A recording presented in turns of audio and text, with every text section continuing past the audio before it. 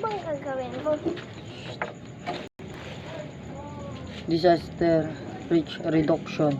Ang ASEAN ay nakapagtatag ng ASEAN Agreement on Disaster Management and Emergency Response AADMER upang mapagbuti ang pagtugon sa anumang sakuna sa reliyon.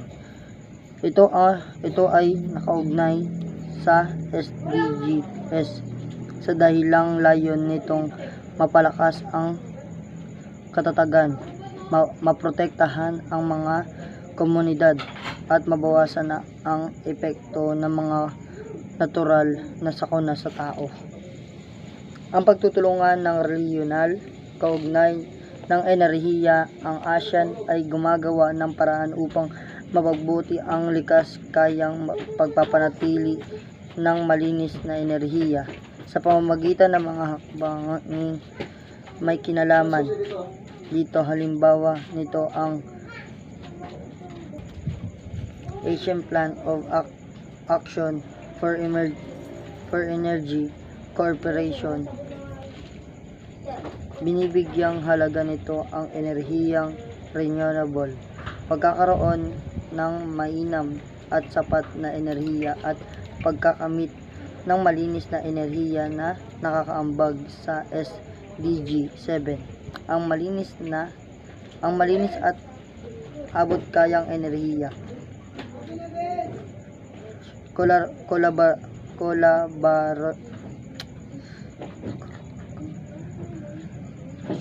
Kolaborasyon na dialogue partners. Nakikipag-ugnay din ang ASEAN sa partners nito upang isulong ang likas kayang pag-unlad. Ito ang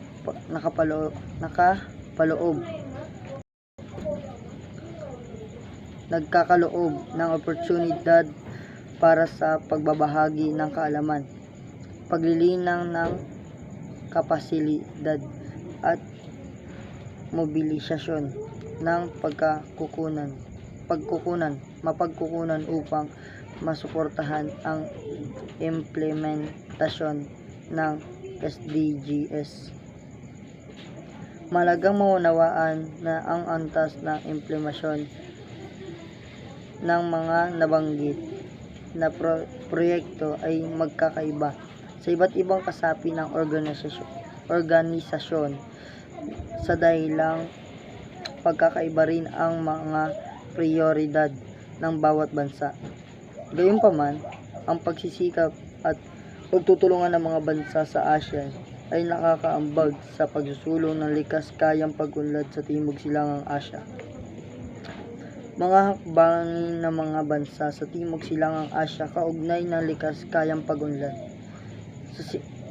Sa Timog Silangang Asya, abala ang bawat pamalaan sa pagsama ng SDGs na mga patakaran upang makamit hindi lamang ang pambansang pag-unlad kundi regional na layunin nito. Bilang isang populasyon na destinasyon ng turismo, kinikilala ng Thailand ang kahalagahan ng pananatili ng turismo sa bansa.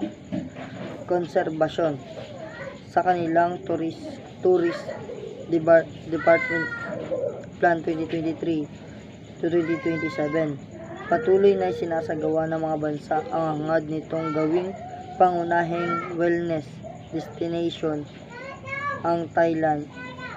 Binibigyang diin din ng Thailand ang pagpapaunlad ng ekonomiya kung kaya't iniugnay nito ang mga plano sa SDG 8, disenteng trabaho at paglago ng ekonomiya, at SDG 9, industriya, pagbabago at infrastruktura.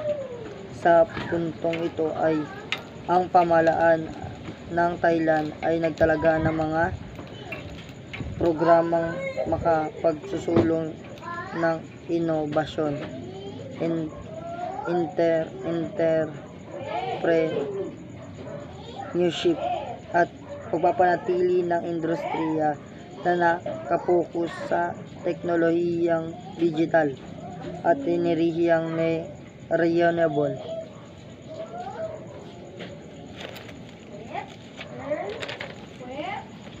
Saklaw rin ang kanilang programa ang pagbabawas ng kahirapan at pagpapaunlad ng lipunan na ugnay ng SDG 1, walang kahirapan, at SDG 4,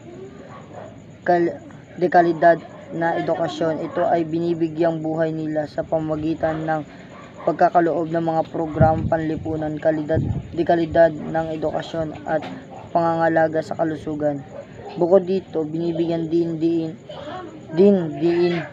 ng mga bansa ang sumusunod: SDG 13, pagkilos ng pagbabago ng klima, at SDG 15, buhay na lupa, SDG 12, responsableng pagkonsumo at proteksyon, at SDG 14, pagbibigay ng proteksyon sa buhay ng katubigan, SDG 5, pagkakapantay-pantay ng kasarian, at SDG 3, mabuting kalusugan at kagalingan.